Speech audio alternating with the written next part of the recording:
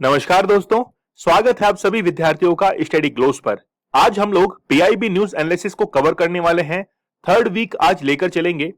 कई बार विद्यार्थी मुझसे पूछते हैं कि सर, हम जब भी आंसर राइटिंग करते हैं तो हमारे आंसर के अंदर कुछ वैलिड पॉइंट्स कैसे इंक्लूड करें और ये आइडेंटिफाई कैसे करें कि वो पॉइंट वैलिड है कि नहीं है। चलिए इस बात का आप लोग आंसर सुनिए। देखिए, जब भी आप लोग आंसर को लिखते हैं तो वहां पर पीआईबी को रेफरेंस के तौर पर आप लोग लिख सकते हैं कि ये न्यूज जो है वो पीआईबी के अंदर आई है। जब भी आप लोग आंसर लिखें तो ब्रैकेट के अंदर आप लोग उसको रख सकते हैं ताकि चेक करने वाला जो एग्जामिनर है वो उसको ये देख सके कि हाँ, बिल्कुल ये न्यूज जो ली गई है वो बिल्कुल वैलिड है और इससे आपका आंसर जो है वो और भी ओरिजिनल दिखाई देता है। इसके साथ में ही जो भी प्रीलिम्स और पीसीएस की तैयारी करते हैं उनके लिए भी स्टेटमेंट वाले क्वेश्चन के अंदर पीआईबी न्यूज काफी हेल्प करता है।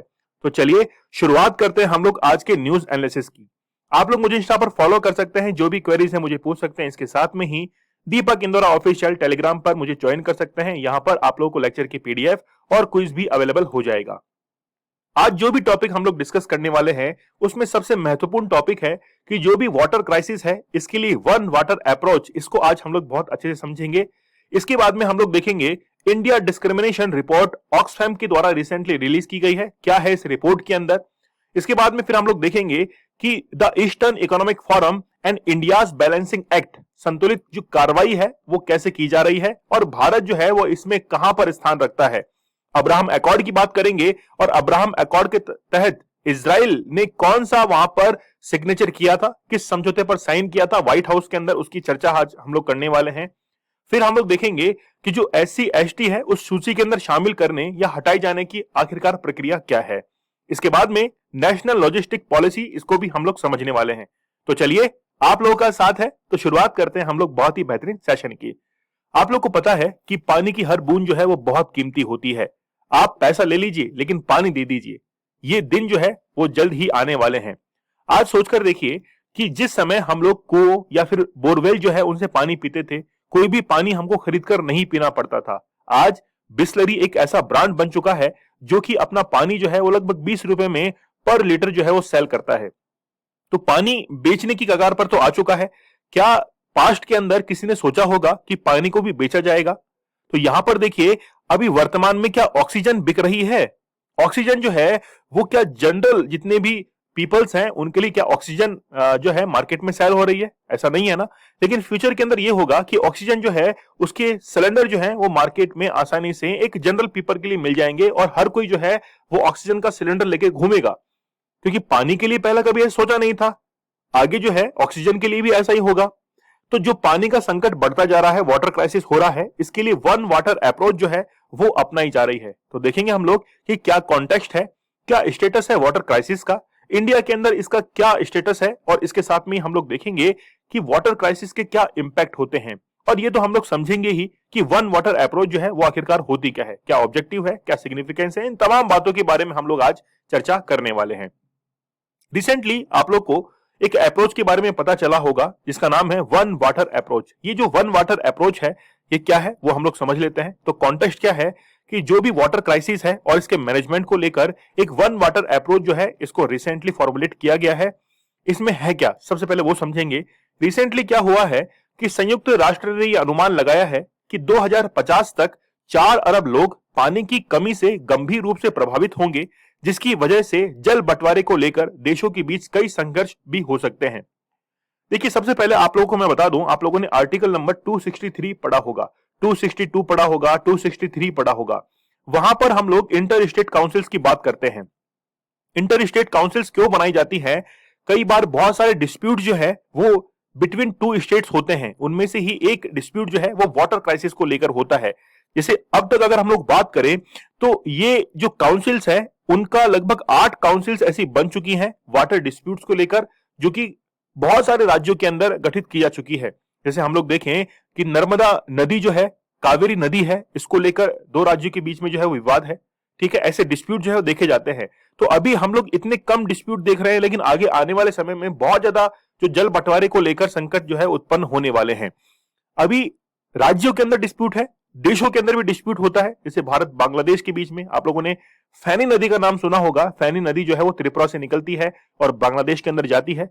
पहले तो ये डिस्प्यूट काफी था, लेकिन अब जो है काफी हद तक इसको सुलझाया जा चुका है। लेकिन यूनाइटेड नेशंस ने ये कहा है कि 2050 तक 4 अरब लोग जो है वो इससे काफी ज्यादा प्रभावित होंगे। अगर हम लोग स्टेटस देखें वाटर क्राइसिस का, तो पूरे विश्व में 31 देश पहले से ही पानी की कमी का सामना कर रहे हैं और 2025 तक 48 देश गंभीर पानी की जो कमी है उसका सामना कर रहे होंगे। वर्ष 2019 के वैश्विक सूखा जोखिम और जल तनाव मानचित्र बात की जा रही है, global drought risk and water stress map 2019 की। आप लोग मेंस आंसर राइटिंग में इसका जिक्र जरूर कीजिएगा, आपका आंसर जो है वो काफी ज्यादा क्रेडिबिलिटी जो है वो शो करेगा। ठीक है, ये कहता है कि इसके अनुसार भारत का जो महत्वपूर्ण भूभाग है, जो लैंड एरिया है, विशेष रूप से पश्चिमी जहां पर डेजर्ट है, मध्य और प्रायद्वीपीय भारत के हिस्से में अत्यधिक जो वाटर क्राइसिस है उससे ग्रस्त है और पानी की कमी का वो सामना कर रहे हैं। तो पश्चिम में आप लोगों को पता है कि थार का डेजर्ट है और थार के डेजर्ट के अंदर वैसे ही पानी की कमी है। बीच में मध्य प्रदेश है, बुंदेलखंड है, वहां पर पानी की इतना ज्यादा कमी होती है कि दूसरे जो राज्य हैं वहां से पानी जो है वो उधार भी कई बार लेना पड़ता है। इसके साथ में ही जो पेनिनसुलर प्लेटू है वहां पर भी आपको तेलंगाना के अंदर सूखा मिलेगा। तमिलनाडु का जो क्षेत्र है, हम लोग बात करें पश्चिमी क्षेत्र की, उत्तरी क्षेत्र की, वहां पर वाटर क्राइसिस काफी ज्यादा रहता है। अगर हम लोग इंडिया की बात करें तो नीति आयोग की रिपोर्ट समग्र जल प्रबंधन सूचकांक, जिसका नाम है कंपोजिट वाटर मैनेजमेंट इंडेक्स 2018 के अंदर रिपोर्ट जारी की गई थी। इसमें कहा गया था कि 600 मिलियन पीपल जो है वो गंभीर पानी की समस्या का क्या कर रहे हैं, सामना कर रहे हैं। ये जो आप लोग डिटेल्स देख रहे हैं, इन डिटेल्स को आप लोग जरूर यूज कीजिएगा आंसर राइटिंग के अंदर। अगर हम लोग वाटर क्राइसिस के इंपैक्ट को देखते हैं तो आज आप लोग देखते हैं कि राज्यों के बीच में विवाद है। राज्य छोड़िए, आज अपने घरों के अंदर ले लीजिए, अगर पानी एक दिन नहीं आता है और पड़ोस के घर में पानी आ रहा है तो हाहाकार जो है वो मच जाता है। दो पड़ोसी के बीच में जो है झगड़े हो जाते हैं पानी को लेकर। आप लोग देखते हैं कि आए दिन जो है वो झगड़े देखने को मिलते हैं। तो राज्य क्या, पड़ोस क्या, देश क्या, पूरे विश्व में जो है वो जल संकट बना हुआ है। क्या इंपैक्ट है कि ग्रामीण और शहरी जल विवाद उत्पन्न होने की बहुत संभावना है, क्योंकि जलवायु परिवर्तन के कारण जल की कमी जो है वो बढ़ती हुई जा रही है। जल संकट क्षेत्रीय और अंतर्देशीय प्रतिस्पर्धा का कारण बनता है, जैसे कि देशों के बीच में जल विवाद जो है वो देखे जाते हैं। अगर हम लोग बात करें ऑन द ग्लोबल बेसिस, तो ग्लोबल बेसिस के अंदर अभी जो है वो साइलेंट क्राइसिस चल रहे हैं, इतना ज्यादा हाईलाइट ये इशू नहीं हुआ है, लेकिन आगे आने वाले समय में काफी ज्यादा हाईलाइट हो सकता है। तो लाखों लोगों के जीने और अपनी आजीविका चलाने के लिए आवश्यक पानी से जो है वो उनको वंचित किया जा रहा है। Need for one water approach, ये वन वाटर अप्रोच क्या है वो सुन लेते हैं। यूएन पानी की ओर यानी कि वाटर की ओर से यूनेस्को द्वारा प्रकाशित संयुक्त राष्ट्र विश्व जल विकास रिपोर्ट 2021 के अनुसार रिसेंटली एक रिपोर्ट जारी की गई है जिसका नाम है UN world water development report 2021 release की गई है। इसके अनुसार क्या कहा गया है कि जल को उसके सभी रूपों में महत्व देने में विफलता, जल के अलग अलग रूप होते हैं कि जैसे नदी का जल है, समंदर का जल है ना, सैलाइन वाटर है, इसके साथ में आप जो है बात करते हैं मीठे पानी की, हर उसका रूप जो है वो अलग अलग है। जल के जो मिसमैनेजमेंट के कारण जो है वो पूरा का पूरा ये क्राइसिस बन जाता है। तो वन वाटर अप्रोच ये कहती है कि बेसिकली जल जो है यानी कि पानी जो है इसको एक अप्रोच के अंदर लाकर ही जो है वो बचाया जा सकता है। अलग अलग अगर हम लोग अप्रोच लगाएंगे तो इससे मिसमैनेजमेंट होगा और जल को हम लोग बचा नहीं पाएंगे। इसका ये मानना है कि जल मूल्यवान है, चाहे उसका स्रोत हमारे पारिस्थितिकी तंत्र यानी कि इकोसिस्टम में जल संसाधनों को लेकर हमारे पानी, पीने के पानी, अपशिष्ट जल, तूफान के पानी तक कुछ भी हो सकता है। मतलब पानी का जो है वो अलग अलग रूप है। तो इसके लिए एक मल्टी डायमेंशनल एक अप्रोच जो है वो अपनाई जानी चाहिए। जैसे वन वाटर अप्रोच का तात्पर्य है कि जल से संबंधित निवेशों को आर्थिक, पर्यावरणीय और सामाजिक लाभ प्रदान करना चाहिए। क्या है वन वाटर अप्रोच, ये आपके प्रीलिम्स के अंदर स्टेटमेंट के अंदर आ सकता है। तो वाटर रिलेटेड इन्वेस्टमेंट जो है should provide economic, environmental and social returns जो है उसके होने चाहिए। तो वाटरशेड स्केल पर सोच और कार्रवाई के माध्यम से किसी क्षेत्र के प्राकृतिक, पारिस्थितिकी तंत्र, भूविज्ञान और जल विज्ञान का प्रबंधन किया जाना चाहिए। भागीदारी और समावेशन के अगर हम लोग देखें तो जल संकट से निपटने में वास्तविक प्रगति और उपलब्धियां तभी हासिल होंगी जब सभी हितधारक एक साथ आगे आकर इस संबंध में निर्णय लेंगे। ये तो ऑलरेडी हम लोगों ने देखा है कि यूनियन इज स्ट्रेंथ, जब भी एकजुट होता है संसार, राज्य, देश, उस समय कोई ना कोई बड़ा निर्णय जो है, डिसीजन वो लिया जाता है। तो हमको वन वाटर अप्रोच के तहत एक साथ एकजुट होना पड़ेगा, क्योंकि पानी जो है ये अलग अलग रूपों में भले ही है लेकिन है केवल एक ही सब्सटेंस H2O। ये H2O की अलग अलग फॉर्मेशंस हैं। ठीक है, अब इसके ऑब्जेक्टिव क्या है सबसे पहले कि रिलायबिलिटी यानी कि विश्वसनीयता, सुरक्षित स्वच्छ जल आपूर्ति, जल भ्रत पुनर्भरण, देखिए फ्लड प्रोटेक्शन, ठीक है, फिर बाढ़ से सुरक्षा है, एक्वीफायर रिचार्ज है, मिनिमाइजिंग एनवायरमेंटल पॉल्यूशन है, efficient use and reuse of natural resources. तो जितने भी प्राकृतिक संसाधन है इनका जो है वो कैसा यूज होना चाहिए, एक एफिशिएंट यूज होना चाहिए। इसके साथ में ही जलवायु के प्रति लचीलापन यानी कि resilience to climate, long term sustainability, equality, affordability and accessibility, to safe drinking water, economic growth and prosperity. तो ये सब चीजें जो है ये इसके ऑब्जेक्टिव रखे गए हैं वन वाटर अप्रोच के। लेकिन इसका सिग्निफिकेंट क्या है? देखिए आजकल गांव में तो फिर भी पानी है, लेकिन शहरों के अंदर बहुत बड़ी चुनौती जो है वो बनी हुई है। डैम्स जो है बड़े बड़े, उनसे पानी सप्लाई होता है शहरों के अंदर, लेकिन सबसे बड़ी बात है कि कितने समय तक ये सप्लाई हो पाएगा, जब तक पानी है तब तक।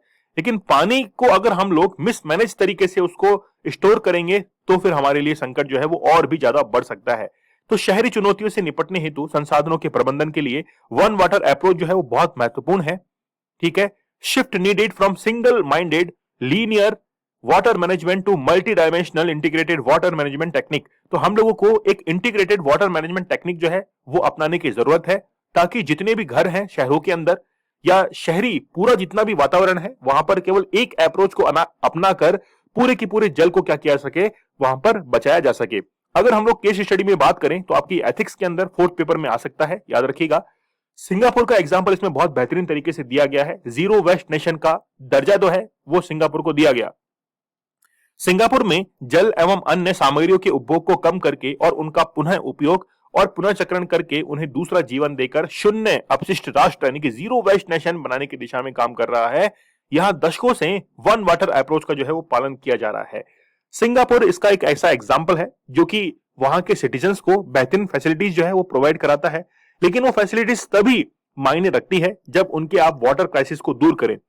सिंगापुर ने क्या किया है कि बेसिकली कि जितने भी जल या फिर इसके काम में आने वाले और भी कई संसाधन हैं उनके उपभोग को कम किया है उन्होंने, मतलब पानी के यूज को बहुत कम किया है। इसका रिप्लेसमेंट जो है वो उन्होंने ढूंढा है और पानी को वापस कैसे यूज कर सकते हैं ये पूरा का पूरा वन वाटर अप्रोच के अंदर इन्होंने शामिल किया है। तो भारत इससे ये सीख सकता है कि जहां पर हम लोग पानी को रिसाइकल करने से बचते हैं तो रिसाइकल करके जो है वो उसका यूज करना चाहिए और इसके साथ में ही कम से कम पानी का हम लोग यूज करें। खासकर शहरी क्षेत्रों के अंदर ये बड़ी समस्या बनी हुई है। अगर हम लोग लॉस एंजलिस की बात करें तो वन वाटर लॉस एंजलिस ने 3 लेग्ड स्टूल अप्रोच है ना, 3 लेग्ड स्टूल अप्रोच जो है इसको अपनाया। यह योजना रिसाइकलिंग और पुनः उपयोग करके पानी की गुणवत्ता में सुधार, जल आपूर्ति वृद्धि और बाढ़ जोखिम शमन सुनिश्चित करती है। तो बेसिकली वही है कि पानी को कैसे रिसाइकिल किया जाए, कैसे उसको बेहतर शुद्ध किया जाए, मिनरल जो है उसमें कैसे ऐड किए जाए। मैं आप लोगों को एक छोटा सा एग्जांपल बताता हूं। देखिए अगर आप लोग कभी एक्सपेरिमेंट करेंगे तो आप एक बल्ब लीजिए, ठीक है, और उसको जो है करंट से यानी कि जो है उसमें सप्लाई कर दीजिए। सप्लाई करेंगे तो आप लोग ये पाएंगे कि एक बार तो बल्ब जल जाएगा। अच्छा, उसके 2 तार जो है वो पानी के अंदर आप लोग जो है उसको डुबोइए। तो पानी जो है वो एक तरीके से कंडक्टर होता है, गुड कंडक्टर, लेकिन जैसे ही पानी के अंदर दोनों तार को डुबोएंगे तो बल्ब जो है वो जलेगा नहीं। लेकिन इसकी जगह कोई मिनरल्स का पानी है तो वहां पर आप लोग ये पाएंगे कि वो जो है वो उस बल्ब को जला देता है। तो जिस वाटर के अंदर मिनरल्स होते हैं उसकी ज्यादा क्वालिटी होती है। तो जो पानी हम लोग रिसाइकिल करेंगे उसमें केवल मिनरल्स को ऐड करने की जरूरत है, बाकी काम जो है वो अपने आप हो जाता है। चलिए आगे हम लोग बात कर लेते हैं ऑक्सफैम की एक रिपोर्ट के बारे में, जो है इंडिया डिस्क्रिमिनेशन रिपोर्ट 2022, यानी कि भारत के अंदर जो भेदभाव होता है इसके लिए ऑक्सफैम इंडिया ने एक रिपोर्ट जारी की है। जानते हैं कि इसके की हाइलाइट्स क्या है, कॉन्टेक्स्ट क्या है, रीजन क्या है डिस्क्रिमिनेशन का, और रिकमेंडेशन क्या दी गई है, क्या बेसिक्स हैं, और अबाउट टू ऑक्सफैम इंटरनेशनल के बारे में भी हम लोग जानेंगे।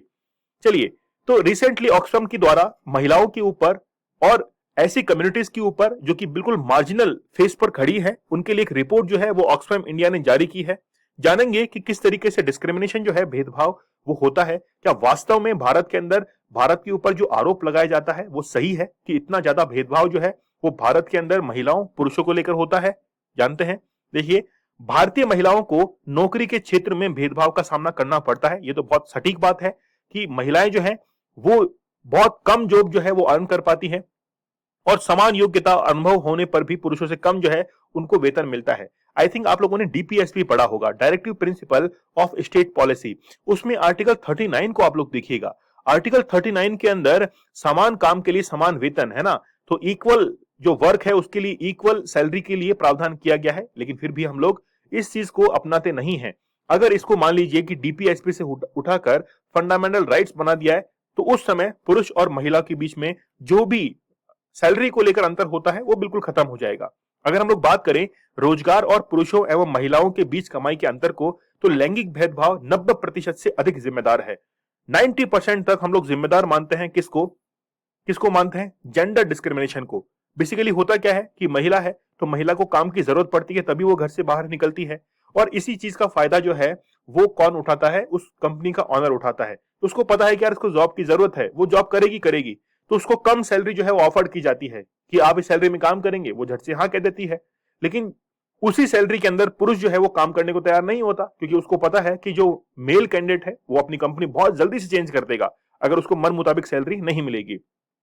ठीक है, तो हाशिए पर रहने वाले जो समुदाय हैं, एससी एसटी और मुस्लिम समुदाय के सदस्यों को भी भेदभाव का सामना करना पड़ता है, ये तो आप लोग देखते ही हैं। ये बेसिकली क्या है कि हमारे सोशल मैकेनिज्म के अंदर एससी एसटी मुस्लिम्स हैं या फिर कोई अन्य वर्ग है या थर्ड जेंडर की भी हम लोग बात करें तो उनको भी जो है बहुत ज्यादा सामना करना पड़ता है। सेल्फ एम्प्लॉयड एससी एसटी से जो है वो 5,000 रुपए कम कमाते हैं। मतलब मान लीजिए कि किसी व्यक्ति को अगर जो है अगर हम लोग बात करें पुरुष की, वो अगर 10,000 रुपए कमाता है तो महिला को वहीं पर उसी काम के लिए 5,000 रुपए जो है वो दिए जाते हैं। इसको आप लोग कंपेयर कर सकते हैं एससी एसटी या फिर मुस्लिम के साथ में। ठीक है, तो गैर मुस्लिम मुस्लिम की तुलना में 7,000 रुपए जो है वो अधिक कमाते हैं। ये बात तो फैक्ट है, अगर रिपोर्ट में कहा है तो हाँ बिल्कुल सही होगी, और आप लोग मेंस एग्जाम के अंदर इस रिपोर्ट का हवाला जो है वो दे सकते हैं। भारत सरकार के आंकड़ों के अनुसार 2020-21 में महिलाओं का श्रम बल केवल 25.1% हिस्सा था, जबकि 2004-5 में यह 42.7% था। देखिए, कहते हैं ना कि हम लोग आगे बढ़ गए। कहां आगे बढ़ गए हैं? 2020-21 के अंदर जो यहां पर पार्टिसिपेशन है वुमेन्स का, वो लेबर फोर्स के अंदर केवल कितना है? 5.1% अभी तक रहा है, लेकिन इससे पहले ही ज्यादा था, 42.7 था। तो मतलब पहले से जो है वो गिरावट दर्ज की गई है। महिलाएं जो हैं उनका लेबर फोर्स के अंदर जो पार्टिसिपेशन है वो काफी कम हुआ है। अब इसके रीजन क्या है? रीजन है कि सामाजिक और नियोक्ता के पूर्वाग्रह, यानी कि सोशल एंड एम्प्लॉइज जो प्रीजुडिश हैं कि महिला जो है वो कम काम कर पाएगी, महिला अपने बच्चे को संभालेगी, बार बार छुट्टियां लेगी, तो ये पहले से क्या है कि उनके माइंड में सेट होता है, इसलिए वो कम वेतन जो है उसको देते हैं। इसके साथ में उसके ऊपर बहुत सारी डोमेस्टिक जो रेस्पॉन्सिबिलिटीज हैं, घरेलू जिम्मेदारियां उसके ऊपर रहती है, सामाजिक स्थिति ऐसी रहती है। इसके कारण अच्छी तरह से योग्य महिलाओं का एक बड़ा वर्ग जो है वो अच्छी अच्छी जो सैलरी है वो प्राप्त नहीं कर पाता। शिक्षा या कार्य अनुभव जो है वो उनका जो है खराब पहुंच रहती है।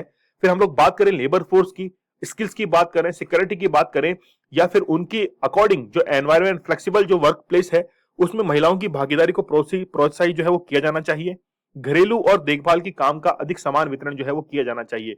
मतलब घर पे काम रहता है, घर की देखभाल करनी पड़ती है, यहां तक कि संडे जो है उसका लुत्फ तो बच्चे और मेल कैंडिडेट जो है वो उठाते हैं। महिलाओं को के लिए काम जो है वो और बढ़ जाता है, दुगना काम हो जाता है उस दिन। तो कोई भी छुट्टी जो है वो उनके लिए नहीं होती है, इसलिए अब जो है इनके काम की भी वितरण की बारी आ चुकी है। तो रिपोर्ट बेसिकली ये कहती है कि जिस काम को महिलाएं कर रही हैं उस काम को पुरुष भी कर सकते हैं, और जो सैलरी पुरुष पा रहे हैं उस वो सैलरी जो है वो महिलाओं को भी मिल सकती है। फिर हम लोग बात करें जो मिनिमम वेजेस हैं, न्यूनतम वेतन के बजाय जीवन निर्वाह वेतन को लागू किया जाए, तो लाइवली लिविंग जो वेजेस हैं इनको जो है लागू किया जाए। मिनिमम वेजेस वह न्यूनतम राशि होती है जिसका किसी कर्मचारी को कानून द्वारा निर्धारित प्रति घंटा के हिसाब से भुगतान किया जाता है। जो कानून के अंदर लिखा है, जैसे कंपनी एक्ट 1948 2013 इनकी बात करें तो मिनिमम सैलरी जो है केवल वही देकर जो है उनको कह दिया जाता है कि आपको यही सैलरी मिलेगी। लेकिन अगर हम लोग एक अच्छा जीवन जीने की बात करें तो जो किसी व्यक्ति या परिवार को गरीबी में रहने से बचने के लिए आवश्यक होता है, यानी कि गरीबी से वो उसको उभार सकता है, एक ऐसी सैलरी जो है उसको देने की जरूरत है। तो यह राशि आमतौर पर न्यूनतम वेतन से अधिक होती है, कानून द्वारा निर्धारित नहीं की गई है। ये बेसिकली इसको समझिए कि जीवन निर्वाह का जो वेतन है वो सैलरी है वो अधिक होती है, आपको गरीबी में जाने से बचाती है, और जो मिनिमम वेज सैलरी होती है उससे क्या होती है, ज्यादा होती है। बेसिक्स की बात करें तो लेबर जो मार्केट है उसमें डिस्क्रिमिनेशन तब होता है जब समान क्षमता वाले लोगों के साथ उनकी पहचान या सामाजिक पृष्ठभूमि के कारण अलग अलग व्यवहार किया जाता है। उनके अंदर कैपेसिटी जो है उनकी जो कैपेबिलिटीज हैं वो बिल्कुल आइडेंटिकल है, सेम है, कोई फर्क नहीं है, लेकिन बस उनका जो बैकग्राउंड है, चाहे हम लोग कास्टिज्म ले लें, चाहे उनका जेंडर ले लें, उसके कारण उनके साथ में डिस्क्रिमिनेशन जो है वो किया ही जाता है। ऑक्सफैम क्या है? ऑक्सफैम गरीबी और अन्याय को खत्म करने के लिए असमानता से लड़ रहे व्यक्तियों का एक वैश्विक आंदोलन है। इसका गठन 1995 में एक एनजीओ के तौर पर किया गया था, जिसमें नॉलेज और रिसोर्सेज को साझा करने, गरीबी, अन्याय और असमानता लड़ाई में उनके प्रयासों को समन्वित करने के लिए इसका गठन जो है वो 1995 के अंदर ऑक्सफैम का किया गया था। आई थिंक ये रिपोर्ट जो है वो आपको काफी हेल्प करने वाली है। भाई पुतिन भाई साहब आ चुके हैं। पुतिन जो है वो क्या कहना है इनके, 15% यूक्रेन पर इन्होंने पूरा कब्जा कर लिया है। रूस चाहता तो 10 दिन के अंदर जो है वो पूरा का पूरा यूक्रेन को अपने कब्जे में ले लेता, लेकिन इसकी मंशा ये थी कि अमेरिका, कनाडा, इंग्लैंड, फ्रांस, इनके जो वास्तविक चेहरे हैं इनको सामने लेकर आए। ये बड़े बड़े जो वादे करते हैं देशों के साथ निभाने के, वो जो है उनका असली चेहरा जो है वो रूस अब पता नहीं सामने लाने में कामयाब रहा है कि नहीं रहा। आई थिंक कामयाब रहा ही है, जहां तक है कि अमेरिका ने यूक्रेन को कहा था कि हम आपके साथ हैं, लेकिन वो पीछे हटा। इसके साथ में ही रूस के पास में जितने भी पुराने हथियार थे उनको अच्छे से काम में लिया है, जो जंग लगे हुए थे उनको निकाला है, क्योंकि वैसे भी वो काम में नहीं आने वाले थे, यूक्रेन के अंदर काम में ले लिया। और आज 15% जो है वो पुतिन भाई साहब ने अपने एनक्रोचमेंट एरिया के अंदर, मतलब रूस के अंदर, उसको कवर कर लिया है। तो खैर इस बंदे की बात ही अलग है ना। चलिए, लेकिन इसकी बात नहीं कर रहे हैं हम लोग, बात कर रहे हैं पूर्वी आर्थिक मंच और भारत के संतुलित कार्यवाही, the eastern economic forum and India's balancing act. चलिए शुरुआत करते हैं। कॉन्टेक्स्ट देखेंगे, ईस्टर्न इकोनॉमिक फोरम को हम लोग देखेंगे, मेजर इन्वेस्टर्स इन फोरम को देखेंगे, एम क्या है ईईएफ का, ये हम लोग यानी कि तमाम बातों के बारे में आज हम लोग चर्चा करने वाले हैं। सबसे पहले कॉन्टेक्स्ट देख लीजिए। हाल ही में रूस के द्वारा व्लादिवोस्तोक में आयोजित 7वें पूर्वी आर्थिक मंच की मेजबानी की गई है। रूस ने इसकी मेजबानी की है, व्लादिवोस्तोक के अंदर हुआ है। प्रधानमंत्री मोदी जी ने इसमें पार्टिसिपेट किया। यह फोरम उद्यमियों के लिए रूस के सुदूर पूर्व में अपने कारोबार का विस्तार करने के लिए एक मंच है।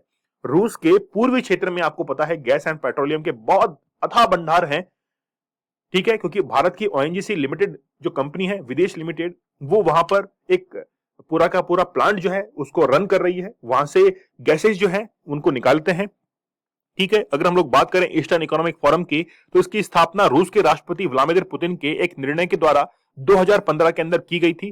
पूर्वी आर्थिक मंच प्रदर्शित करता है क्या क्या, एक तो इकोनॉमिक पोटेंशियल, दूसरा sustainable business conditions, investment opportunities in the region. तो बेसिकली ये जो इकोनॉमिक फोरम अभी आयोजित करवाया गया है व्लादिवोस्तोक में, ये रूस एक ये चाहता है कि जिन भी यूरोपियन कंट्रीज ने या नॉर्थ अमेरिकी कॉन्टिनेंट के अंदर जो कंट्रीज हैं उनके ऊपर जो इकोनॉमिक सैंक्शंस उनके ऊपर लगाए हैं, उनसे उभरने के लिए बेसिकली रूस ने कई सारे प्रस्ताव जो है वो इसके अंदर रखे हैं। इस मंच पर मुख्यतः निम्नलिखित विषयों पर ध्यान केंद्रित किया गया है कि कैसे इंफ्रास्ट्रक्चर डेवलप किया जाए, ट्रांसपोर्टेशन प्रोजेक्ट जो है उसको कैसे बढ़ाया जाए, मिनरल्स एक्सप्लोरेशन जो है वो कैसे किया जाए, यानी खनिज जो उत्खनन है वो कैसे किया जाए, कंस्ट्रक्शन कैसे किया जाए, इंडस्ट्रीज जो है उनको कैसे डेवलप किया जाए, और एग्रीकल्चर सेक्टर के अंदर कैसे बूम जो है वो लाया जाए। चाइना की अगर हम लोग बात करें तो चीन इस क्षेत्र में सबसे बड़ा जो है वो निवेशक है, बहुत बड़ा इन्वेस्टर है, क्योंकि रूस के सुदूर पूर्व क्षेत्र में बेल्ट एंड रोड इनिशिएटिव और पोलर सी रूट को बढ़ावा देने की संभावनाएं देख रहा है। इस क्षेत्र में किए गए कुल निवेश का 90% चीन द्वारा किया गया है। चीन आरएफए क्षेत्र से सटे हुए अपने हेई लॉन्गजियांग प्रांत को भी विकसित जो है वो करना चाहता है। अगर हम लोग बात करें who are major investor in forum, तो दक्षिण कोरिया द्वारा जो है इसमें निवेश किया गया है। जैसे हम लोग कहें कि शिप बिल्डिंग के प्रोजेक्ट के अंदर, manufacturing of electrical equipments, gas जो लिक्विफाई प्लांट्स हैं उनके अंदर, एग्रीकल्चर प्रोडक्शन एंड फिशरीज के अंदर जो है ये इनका क्या है इन्वेस्टमेंट किया गया है साउथ कोरिया का। आप लोग साउथ कोरिया की कैपिटल मुझे कमेंट सेक्शन में जरूर बताइएगा। जापान, जापान जो है वो बेसिकली 4 आइलैंड से मिलकर बना है, होकाइडो, होन्शु, शिकोको और क्यूशु। बेसिकली जापान जो है वो अपने खनिज उत्खनन के लिए काफी जाना जाता है, मिनरल जो है प्रोडक्शन काफी होते हैं। इसने आर्थिक सहयोग के 8 क्षेत्रों की पहचान की है और निजी व्यवसाय को रूस के सुदूर पूर्व में यानी कि व्लादिवोस्तोक के क्षेत्र में विकास में निवेश करने के लिए जो है वो काफी प्रेरित किया है। भारत की बहुत जो है बात की जानी चाहिए, क्योंकि भारत के लिए ही आपको मेंस में लिखने को मिलेगा। तो भारत जो है वो हम लोग बात करें कॉर्पोरेशन इन एनर्जी, सबसे पहला पॉइंट यही आएगा। फिर फार्मास्यूटिकल्स के अंदर maritime connectivity, health care, tourism, फिर डायमंड इंडस्ट्री है, आर्किटेक्ट, ये तमाम बातें जो हैं वो भारत के लिए बहुत मायने रखती हैं। तो 2019 में भारत इस क्षेत्र में इंफ्रास्ट्रक्चर को डेवलप करने के लिए $1 बिलियन की लाइन ऑफ क्रेडिट जो है वो भी पेश कर चुका है। ये भी बहुत महत्वपूर्ण बात है, इस पैरा को आप लोग नोट कर लीजिएगा, आपको मेंस आंसर राइटिंग में काफी हेल्प करने वाला है। अगर हम लोग बात करें इकोनॉमिक फोरम की, तो क्या एम है इसका? सबसे पहले कि एफडीआई जो है इसको बढ़ाया जाए, फिर जितनी भी रिसोर्सेज हैं जैसे मछली है, तेल है, प्राकृतिक गैस है, इनका दोहन जो है वो थोड़ा सा और इंक्रीज किया जाए। जो कनेक्ट जो है यानी कि कनेक्टिविटी, यानी कि हम लोग कहें कि दूसरे देशों के साथ में जो इनका व्यापार है, ट्रेड है, उसको जो है और बढ़ाया जाए, तो इसके लिए इंफ्रास्ट्रक्चर जो है वो निर्मित होना चाहिए। इसके साथ में अगर हम लोग देखें अब balance between the EEF and the Indo Pacific economic forum framework की बात की जा रही है, तो ईईएफ में निवेश जो है वो कितना है? तो भारत मौजूदा अंतरराष्ट्रीय परिस्थितियों के बावजूद रूस द्वारा शुरू किए गए पूर्वी आर्थिक मंच में निवेश से जो है वो नहीं कतरा रहा है। भारत का इसमें इन्वेस्टमेंट काफी है। लेकिन अगर हम लोग बात करें आईपीईएफ की, यानी कि इंडो पैसिफिक इकोनॉमिक फ्रेमवर्क की, तो भारत ने इसके 4 पिलर्स में 3 को अपनी पुष्टि जो है स्वीकृति दे दी है, केवल एक बाकी है, और वो भी केवल जो रुका हुआ है वो चाइना के कारण थोड़ा सा भारत जो है वो अपने इन्वेस्टमेंट में रुका हुआ है। बाकी 3 जो प्रोजेक्ट हैं उसमें ऑलरेडी इन्वेस्टमेंट भारत कर चुका है। चाइना की बात करें तो चीन के नेतृत्व वाली क्षेत्रीय व्यापक आर्थिक साझेदारी, ठीक है, या ट्रांस पैसिफिक पार्टनरशिप के लिए व्यापक और प्रगतिशील समझौते का हिस्सा बने बगैर भारत के लिए इस क्षेत्र में कार्य करने का आदर्श जो है वो अवसर है। फिर हम लोग बात करें importance for IPEF for India, तो जो है डिसएंगेज फ्रॉम सप्लाई चेन्स, आपूर्ति श्रृंखला से मुक्त, इंडो पैसिफिक इकोनॉमिक फ्रेमवर्क चीन पर निर्भर आपूर्ति श्रृंखलाओं से छुटकारा पाने में मदद करेगा और भारत को वैश्विक आपूर्ति श्रृंखला नेटवर्क का हिस्सा जो है वो भी बनाएगा। इसके साथ में अगर रॉ मटेरियल्स की बात करें तो भारत जो है वो चीन पर भारत की निर्भरता को और कम जो है ये करेगा। तो व्लादिवोस्तोक के अंदर जो मीटिंग हुई है, अगर हम लोग रूस के अंदर ज्यादा इन्वेस्टमेंट करते हैं ईस्टर्न साइड में, तो भारत के लिए काफी बेनिफिट ये हो सकता है। वर्ष 2021 में जो है आईपीईएफ को घोषित किया गया था। इसका उद्देश्य क्या है कि बेसिकली परस्पर सहयोग के लिए क्षेत्रीय मानक निर्धारित करना, यानी कि रीजनल इकोनॉमिक्स जो है वो क्या करना, इसको एनकरेज करना। इसमें दक्षिण पूर्वी एशियाई राष्ट्र संगठन यानी कि आसियान की बात की जा रही है, इसके सदस्य देशों को शामिल करना इसका एक उद्देश्य भी है, इसका ऑब्जेक्टिव है। चलिए अब्राहम अकॉर्ड की बात कर लेते हैं। तो यहां पर आप लोग देख रहे हैं कि अब्राहम अकॉर्ड जो है इसकी मीटिंग सितंबर 2021 के अंदर भी आयोजित हुई थी, 20 के अंदर, सॉरी 21 में नहीं 20 के अंदर भी आयोजित हुई थी। अलग अलग सिग्नेचर जो है वो आप लोग इसके ऊपर देख रहे हैं। बेसिकली ये जो किया गया था अब्राहम अकॉर्ड, वो फर्स्ट टाइम जो किया गया था वो 1995 के अंदर किया गया था, और उस समय इजराइल की जो प्रधानमंत्री है वो कहां पहुंचे थे? व्हाइट हाउस के अंदर पहुंचे थे। चलिए शुरुआत करते हैं कि क्या कॉन्टेक्स्ट है, अब्राहम अकॉर्ड क्या है, उसके बारे में हम लोग जानेंगे। फिर east region of for India, ये भी हम लोग देखेंगे, मिडिल ईस्ट के बारे में। फिर सिग्निफिकेंस और अब्राहम अकॉर्ड फॉर इंडिया, और इसके कंक्लूजन पे हम लोग बातचीत करेंगे। सबसे पहले कॉन्टेक्स्ट देख लेते हैं। अब्राहम अकॉर्ड पर हस्ताक्षर एवं लागू होने के 2 साल जो है वो पूरे हो चुके हैं। मैंने आपको बताया कि लगभग सितंबर के अंदर जो है ये साइन किया गया है ना, सितंबर 2020 के अंदर ही साइन किया गया था। 2 साल जो है इसके पूरे होने वाले हैं। इस समझौते ने न केवल सदस्य देशों की मदद की है बल्कि भारत को विभिन्न लाभ जो है वो प्रदान किए हैं। इस आर्टिकल में अब्राहम अकॉर्ड के महत्व पर जो है वो प्रकाश डाला गया है। क्या है अब्राहम अकॉर्ड, देखते हैं अभी। देखिए मोहम्मद सोलिमन, तो बेसिकली मिस्र के एक विद्वान मोहम्मद सोलिमन इंडो अब्राहम अकॉर्ड समझौते के विचार और भारत के पश्चिम में इसके अंतर क्षेत्रीय निहितार्थ को प्रतिपादित करने वाले पहले व्यक्ति थे। हाल ही में आयोजित भारत, इजराइल, संयुक्त अरब अमीरात और संयुक्त राज्य अमेरिका के विदेश मंत्रियों के बीच पहली बैठक को व्यापक रूप से अब्राहम अकॉर्ड की तर्ज पर मध्य पूर्व का एक नया क्वाड जो है वो भी कहा जा रहा है। संयुक्त राष्ट्र अमेरिका की मध्यस्थता में संपन्न हुआ अब्राहम अकॉर्ड औपचारिक राजनयिक संबंध स्थापित करने के लिए संयुक्त अरब अमीरात और इजराइल के बीच एक सामान्यकरण समझौता है। तो अब्राहम अकॉर्ड आपको पता है रिसेंटली अभी एग्जाम के अंदर भी आया था ये। तो संयुक्त अरब अमीरात यूएई की बात की जा रही है और इजराइल के बीच में एक जनरल एग्रीमेंट जो है वो हुआ था। बाद में इस समझौते में बहरीन, सूडान, मोरक्को भी जो है वो शामिल हो गए थे। इस समझौते में इजराइल अपने कब्जे वाले वेस्ट बैंक के कुछ हिस्सों को हड़प ने अपने कब्जे में लेने की योजना को जो है स्थगित करने पर सहमत हुआ था। ये जो आप लोग देख रहे हैं वेस्ट बैंक, तो आप लोगों ने जेरूसलेम का नाम सुना होगा। तो Jerusalem is a holy palace. तो बेसिकली क्या है, इजराइल हमेशा इसको अपनी राजधानी, कैपिटल जो है वो मानता है जेरूसलेम को। लेकिन जब अब्राहम अकॉर्ड साइन हुआ तो उस समय डिसाइड हुआ कि इस हॉली प्लेस के अंदर जो है वो कोई भी हम लोग क्या नहीं करेंगे, कोई भी छेड़छाड़ नहीं करेंगे और इसी बात को लेकर अब्राहम अकॉर्ड जो है वो साइन होता है। लेकिन फिर भी कई सारी घटनाएं जो है वो वहां पर देखने को मिलती है। तो यूएई, मिस्र और जॉर्डन के बाद इजराइल को मान्यता देने वाला तीसरा अरब राष्ट्र जो है वो बन गया है। तो संयुक्त अरब अमीरात जो है वो इजराइल और जॉर्डन ने क्या किया, इजराइल को देश के रूप में मान्यता दी और उसके बाद में संयुक्त अरब अमीरात ने इसको देश के रूप में मान्यता दी थी। ठीक है, अगर हम लोग बात करें rising importance of middle east region for India, तो ऊर्जा सुरक्षा की हम लोग बात कर सकते हैं, एनर्जी सिक्योरिटी की। मध्य पूर्व क्षेत्र भारत की अर्थव्यवस्था में एक महत्वपूर्ण भूमिका निभाता है और भारत के कुल तेल आयात का लगभग 2/3 क्षेत्र इस क्षेत्र से ही जो है आता है। अगर हम लोग बात करें रेमिटेंस की, तो रेमिटेंस जो है नौकरी की तलाश में लाखों भारतीय जो हैं वो वहां पर बसे हुए हैं। जो लोग देश के बाहर कुल जो है रेमिटेंस का एक बहुत बड़ा हिस्सा जो है वो भारत के अंदर भेजते हैं। इसके साथ में स्ट्रेटेजिक रीजन की बात करें तो फारस की खाड़ी भारत की समुद्री सुरक्षा के लिए एक बहुत ही महत्वपूर्ण क्षेत्र है और हार्मुज जो वाटर स्ट्रेट है यहां पर एक रणनीतिक बिंदु जो है वो यहां पर क्रिएट किया गया है।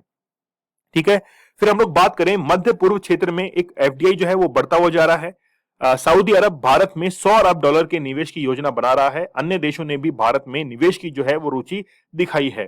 पाकिस्तान का प्रत्युत्तर क्या है, यानी कि काउंटरिंग फॉर पाकिस्तान। देखिए, पाकिस्तान मध्य पूर्व में बहुत सक्रिय है। इस्लामिक सहयोग संगठन की बात करें, ओआईसी की बात करें, तो कि इसके प्लेटफॉर्म का इस्तेमाल कर तुर्की जैसे खास अरब देशों से संबंध बनाकर पाकिस्तान कश्मीर मुद्दे पर समर्थन हासिल करने की कोशिश कर रहा है। आप लोग को पता है कि पाकिस्तान जब भी बात करता है वो कश्मीर मुद्दे को जरूर छेड़ता है, लेकिन भारत ने कभी भी पाकिस्तान का नाम लेकर यूएन के अंदर संबोधित नहीं किया है कि हम बेसिकली पाकिस्तान की ही बात कर रहे हैं। हम केवल पड़ोसी देशों का नाम कहते हैं उसके अंदर, और एनएसजी में समर्थन पाने के लिए भारत को रोक रहा है। अतः भारत एक परिष्कृत शक्ति संतुलन कूटनीति, यानी कि हम लोग बात करें, भारत जो है वो एक ऐसी यानी कि स्थिति का सामना करता है जहां पर नॉन अलाइंड की तरह भारत क्या करता है कि हमेशा अपने जो उद्देश्य है, ऑब्जेक्टिव है, उनको खुलकर सामने कभी भी नहीं रखता है कि वो उसकी आखिरकार मंशा क्या है। इसीलिए भारत कभी भी किसी देश के नाम को लेकर संबोधित नहीं करता है। तो ये क्या है, बेसिकली एक डिप्लोमेटिक आंसर भारत का होता है। तो इसी माध्यम से खाड़ी क्षेत्र में पाकिस्तानी प्रभाव का जो है मुकाबला करने का भारत प्रयास कर रहा है। नेक्स्ट है, अगर हम लोग बात करें कि जो मिडिल ईस्ट है वहां पर डिफेंस इंपोर्ट की बात करें, तो इजराइल अपनी तकनीकी, खुफिया और सैन्य सहायता की वजह से भारत के लिए बहुत महत्वपूर्ण जो है वो बन रहा है। देखिए, खुफिया विभाग जो है, आपको पता है इजराइल का जो खुफिया विभाग है वो विश्व का, पूरे वर्ल्ड का सबसे बेहतरीन एक खुफिया विभाग है। इंटेलिजेंस जो है वो काम करता है। मोसाद जो है, मोसाद पता होगा आप लोगों को, मोसाद जो है वो यहाँ की इंटेलिजेंस एजेंसी है जो कि विश्व की सबसे पावरफुल एजेंसी है। इजराइल भारत के प्रमुख सैन्य उपकरण प्रदाताओं में से एक है। इजराइल से भारत के पास में हथियार आते हैं, एग्रीकल्चर टेक्नोलॉजी भी आती है। ठीक है, और एक महत्वपूर्ण व्यापारिक भागीदार जो है वो भी बन रहा है। अगर हम लोग बात करें सुरक्षा चुनौती की, इस क्षेत्र में बढ़ते आतंकवाद का भारत पर प्रत्यक्ष और अप्रत्यक्ष प्रभाव जो है वो पड़ रहा है। आर्थिक सहयोग की बात करें, इकोनॉमिक कॉर्पोरेशन की बात करें, तो पूर्वी भूमध्य सागर में नए हाइड्रोकार्बन संसाधनों की खोज ने तुर्की और ग्रीस के बीच क्षेत्रीय विवादों को फिर से ताजा कर दिया है और क्षेत्रीय प्रभुत्व जमाने के लिए तुर्की द्वारा किए जा रहे प्रयासों ने ग्रीस और संयुक्त अरब अमीरात को एक दूसरे के करीब जो है वो लाकर खड़ा कर दिया है, जिससे इस क्षेत्र में भारत की भागीदारी का मार्ग जो है वो प्रशस्त हुआ है। तो भारत जो है वो हमेशा नॉन अलाइंड पार्टनर के तौर पर जो है वो किसी भी राष्ट्र के साथ में बहुत अच्छा समझौता कर लेता है। तो भारत ने भी क्या हुआ है कि मिडिल ईस्ट के अंदर बहुत अच्छा अपना सिग्निफिकेंट कदम जो है वो रखा है। अगर हम लोग बात करें रीजनल कनेक्टिविटी की, तो अब्राहम अकॉर्ड ने सदस्य देशों के बीच क्षेत्रीय संपर्क में सुधार किया है। इस क्षेत्रीय संपर्क से भारतीय को भी क्या मिलेगी, मदद मिलेगी।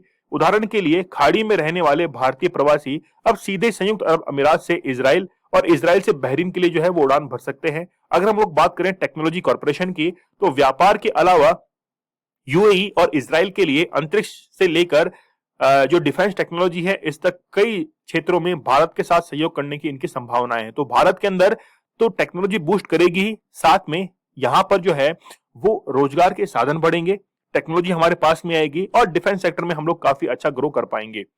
ठीक है, अगर हम लोग बात करें अब्राहम अकॉर्ड की, तो भारत के जो पॉइंट ऑफ व्यू से क्या सिग्निफिकेंट है, तो सबसे पहले हम लोग कहें कि एक्सटेंडेड नेबरहुड पॉलिसी जो है इसको हम लोग बहुत अच्छे से फॉलो कर पाएंगे।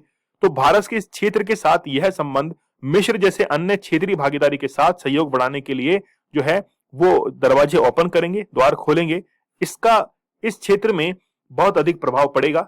फिर हम लोग बात करें peace and stability in West Asia, पश्चिमी एशिया में शांति की स्थिरता की बात करें तो समझौता पश्चिम एशिया में पारंपरिक विरोधियों इजराइल और अरबों के बीच पहली बार व्यापक मेलजोल के द्वार जो है वो खोलता है।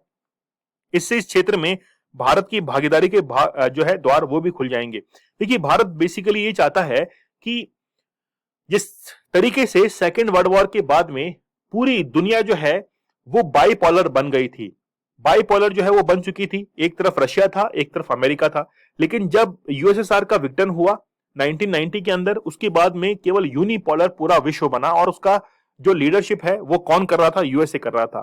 तो भारत का ये मानना है कि पूरे विश्व के अंदर कोई भी लीडर ना रहे, मतलब कोई भी पोल ना रहे, एशिया के अंदर कोई भी पोल ना रहे और इंडिया के अंदर जो है वो पोल रहे, यूनिपोलर रहे और उसका नेतृत्व कौन करे? इंडिया करे। तो भारत इस तरफ, इस पॉलिसी की तरफ जो है वो ज्यादा गौर करता है। ठीक है, रिसेंटली आप लोग को पता होगा I2U2 के बारे में, है ना। तो इस समझौते के गठन के तहत अगर इजराइल की बात करें, भारत की बात करें, यूएई की बात करें और यूएसए की बात करें तो इनकी द्वारा जो है वो क्या स्थापित किया गया है? I2U2 जो है एक ग्रुप रिसेंटली जो है वो किया गया है। तो आई में दो आई है, तो इजराइल और इंडिया हो गया और यहां पर यूएई और यूएसए हो चुका है। ठीक है, चलिए कंक्लूजन की हम लोग बात कर लेते हैं। तो क्वाड आप लोग जानते होंगे कि क्वाड के अंदर जापान शामिल है, ऑस्ट्रेलिया शामिल है, यूएसए शामिल है और इंडिया शामिल है। तो ये चार कंट्री जो है वो क्वाड कंट्रीज कहलाती हैं। एशियन नाटो जो है वो चाइना इसको कहता है कि बेसिकली जो नाटो का ग्रुप का निर्माण हुआ था एक सैनिक संगठन के रूप में, चाइना कहता है कि बेसिकली ये भी एक क्या है? एशियन नाटो ही है। तो क्वाड ने जिस तरह से भारत के इंडो पैसिफिक के बारे में सोचने के तरीके को बदल दिया है, उसी तरह ग्रेटर मिडिल ईस्ट पश्चिम में विस्तारित पड़ोस के साथ भारत के जुड़ाव के लिए असंख्य अवसर जो है वो प्रदान कर सकता है। चलिए आगे हम लोग बात कर लेते हैं कि SC ST, आपको पता है कि रिजर्वेशन भारत के अंदर एक बहुत बड़ा मुद्दा है। लेकिन क्या जो ST है इस सूची में शामिल करने या हटाए जाने की प्रक्रिया क्या है वो हम लोग इसमें समझने वाले हैं। लेकिन भारत के अंदर आरक्षण को जब 10 साल के लागू किया गया, आगे फिर 60 साल बढ़ाया, 70 साल कर दिया, अब 80 साल कर दिया, 2030 तक फिर से बढ़ाया जा चुका है। तो बेसिकली अब क्लेरिफाई करने की जरूरत आ चुकी है भारत के अंदर कि रिजर्वेशन जो है वो कब तक रखा जाएगा, क्या इसके प्रावधान होंगे, उसमें थोड़ा रिफॉर्म करने की जरूरत है और रिफॉर्म करने के बाद फिर इंप्लीमेंट करने की जरूरत है। कॉन्टेक्स्ट की बात करेंगे, ट्राइबल इंक्लूड्स कौन कौन से होते हैं एसटी के अंदर वो हम लोग बात करेंगे। ट्राइबल लिस्ट जो है वो कैसे रिमूव किया जाता है, कैसे इंक्लूड किया जाता है, क्या क्राइटेरिया है, इसके साथ में सुप्रीम कोर्ट का क्या वक्तव्य है ट्राइबल्स इंक्लूजन को लेकर, और तमाम बातों के बारे में हम लोग चर्चा करेंगे जो भी ट्राइबल्स के बारे में होती है। चलिए सबसे पहले हम लोग देख लेते हैं कि केंद्रीय मंत्रिमंडल ने राज्यों में एसटी की सूची में कुछ अन्य जनजातियों को जोड़ने के प्रस्ताव को मंजूरी दी। इससे एसटी एससी जो आरक्षण है इसके लिए दी जा रही सुविधाओं का लाभ जो है उनको मिल सकेगा। लेकिन कैसे इंक्लूड किया जाता है वो हम लोग समझेंगे। जैसे हम लोग बात करें हट्टी जनजाति की, हिमाचल प्रदेश के अंदर रहती है, सिरमौर जिले का ट्रांसगिरी क्षेत्र के अंदर ये रहती है। फिर हम लोग बात करें नारी कोवर, तमिलनाडु की पहाड़ी जनजाति है। फिर है कुरी वीरण, ये जो है जनजातियां भिंजिया, कुरी विकरण, नारी कोवर, ये सबको आप लोग याद रखना है ना, क्योंकि एग्जाम के पॉइंट ऑफ व्यू से काफी इंपॉर्टेंट है। हो सकता है कि मैच करने के लिए क्वेश्चन आए कि हट्टी जनजाति कहां पर है, हिमाचल प्रदेश में, नारी कोवर कहां है, तमिलनाडु के अंदर, कुरी विकरण कहां है, ये तमिलनाडु के अंदर, फिर बिंजिया कहां है, ये छत्तीसगढ़ के अंदर है। इसलिए मैच करने के लिए आपको क्वेश्चन जो है वो एग्जाम में आ सकता है, याद रखिएगा। हम लोग बात करें आर्टिकल 341 और आर्टिकल 342 की, तो जो एसटी को सूची में शामिल करने या हटाने के संबंधी अंतिम निर्णय राष्ट्रपति कार्यालय के द्वारा परिवर्तनों को निर्दिष्ट करने संबंधी अधिसूचना जारी करने पर जो है वो निर्भर करता है। फिर हम लोग बात करें क्या क्राइटेरिया है, तो इनका एथनोलॉजिकल ट्रेड जो है यानी कि जाति विशिष्टता होनी चाहिए, ट्रेडिशनल कैरेक्टरिस्टिक्स होने चाहिए, डिस्टिंक्टिव जो कल्चर है, विशिष्ट संस्कृति होनी चाहिए, ज्योग्राफिकल आइसोलेशन होना चाहिए, अलगाव बिल्कुल वो दूसरी जनजाति से अलगाव रखते हैं। फिर इनका पिछड़ापन जो है, इन तमाम यानी कि 5 पॉइंट है, इसी के आधार पर जो है वो एक जाति जो है वो जनजाति के अंदर कन्वर्ट जो है या फिर उनको इंक्लूड किया जाता है। किसी व्यक्ति को जनजाति से जोड़ने के लिए संबंध परीक्षण जो है वो जरूर आवश्यक समझा जाता है। इस बात की संभावना रहती है कि अन्य संस्कृतियों के साथ संपर्क, प्रवास और आधुनिकरण ने किसी जनजाति की पारंपरिक विशेषताओं को जो है वो मिटा दिया हो। हम लोग बात करें कि कितनी जनजातियां जो है वो इसके अंदर शामिल है, तो आर्टिकल 342 के तहत 705 जातियां जो है वो इसके अंदर शामिल हैं। 10 करोड़ से अधिक भारतीयों को एसटी के रूप में अनुसूचित किया गया है। अनुसूचित जनजाति कुल जनसंख्या का 8.6% है और ग्रामीण आबादी का 11.3% है। ये 8.6 वाला आंकड़ा आप लोग जरूर याद रखना। 705 जनजातियां है ये याद रखना, और 10 करोड़ जनसंख्या जो है वो इनकी भारत के अंदर है। इस तरीके से आप 3 पॉइंट तो कम से कम याद रख ही नहीं रखना। फिर हम लोग बात कर लेते हैं आगे राष्ट्रीय logistic policy, national logistic policy की हम लोग बात कर लेते हैं। क्या कॉन्टेक्स्ट है, नीड है, एम है, तमाम बातों के बारे में हम लोग चर्चा कर लेते हैं। हाल ही में प्रधानमंत्री के द्वारा देश में माल की निर्बाध आवाजाही को बढ़ाने के लिए और उद्योगों के बीच प्रतिस्पर्धा को बढ़ाने के लिए नेशनल लॉजिस्टिक पॉलिसी जो है इसको शुभारंभ किया गया है, और इस नीति को राष्ट्रीय बजट 2022-23 के अंदर भी इसकी घोषणा की गई थी। विश्व बैंक के लॉजिस्टिक प्रदर्शन सूचकांक 2018 में भारत 44वें स्थान पर रहा है। It's a very important factual information. Gujarat ने विभिन्न राज्यों में लॉजिस्टिक सुगमता 2021 में शीर्ष स्थान जो है वो हासिल किया है। तो गुजरात के बारे में याद रखिएगा। इसके साथ में भारत की जो रैंक है लॉजिस्टिक्स के अंदर वो 44th रही है, ये आप लोग बहुत अच्छे से याद रख लीजिएगा। फिर हम लोग बात करें क्या जरूरत है, तो अन्य विकसित अर्थव्यवस्थाओं की तुलना में भारत में लॉजिस्टिक लागत लगभग 13 से 14% अधिक है। भारत में लॉजिस्टिक्स के अंदर ट्रांसपोर्टेशन है, लेबर चार्जेस है, इन सबको मिलाकर जो है कॉस्ट जो है काफी बढ़ जाती है। भारत का लॉजिस्टिक क्षेत्र अत्यधिक डी फ्रेगमेंट और बहुत जटिल है। भारत के अंदर जो है आसानी से सामान को इंपोर्ट और एक्सपोर्ट जो है वो नहीं कर सकते हैं, बहुत प्रॉब्लम्स आती है। कई बार जो है चेकिंग्स होती है, बार बार चेकिंग्स होती हैं। बात ठीक है, चेकिंग कीजिए, लेकिन किसी व्यक्ति को अटका मत दीजिए। इसलिए भारत के अंदर जो है काफी मुश्किल होता है इंपोर्ट एक्सपोर्ट जो है उसको बहुत अच्छे तरीके से काम करना। यह क्षेत्र 22 मिलियन से अधिक लोगों को रोजगार प्रदान करता है और अगले 5 वर्षों में 10.5% की दर से बढ़ने की उम्मीद है। लॉजिस्टिक्स भारत के अंतर्राष्ट्रीय व्यापार की रीढ़ भी है, और यह न केवल भारत के निर्यात बास्केट बल्कि उत्पादों और देशों को विविधीकरण में भी क्या करता है, मदद करता है। लॉजिस्टिक्स क्षेत्र के लिए लागत को 5 वर्षों में घटाकर 10% करना, ठीक है, ये एम है। और युवाओं में जो है स्किल डेवलपमेंट करना, ये क्या है, इस पॉलिसी का एम है। तो लॉजिस्टिक क्षेत्र के लिए लागत को 5 वर्षों में घटाकर जो है वो कितना करना है, यानी कि जो कॉस्टिंग आ रही है, चाहे ट्रांसपोर्ट चार्जेस को, लेबर चार्ज को हम लोग जोड़ें तो उसमें 10% कम कैसे किया जाए, जो ताकि पैसे जो है वो बचाए जा सकें। इसके साथ में स्किल डेवलपमेंट कैसे किया जा सके। इसके साथ में ही सीमलेस मूवमेंट जो है वो होना चाहिए, मतलब निर्बाध आवाजाही जो है वो होनी चाहिए ताकि प्रतिस्पर्धा जो है वो और अच्छे से बढ़ सके। फिर जो प्रोसेस है उसके अंदर बहुत इजी लिबरल प्रोसेस होना चाहिए, डिजिटलाइज उसको किया जाना चाहिए। इसके साथ में मल्टी मॉडल ट्रांसपोर्ट जो है, ऐसे बहुत सारे क्षेत्र हैं जिस पर ध्यान देने की जरूरत है।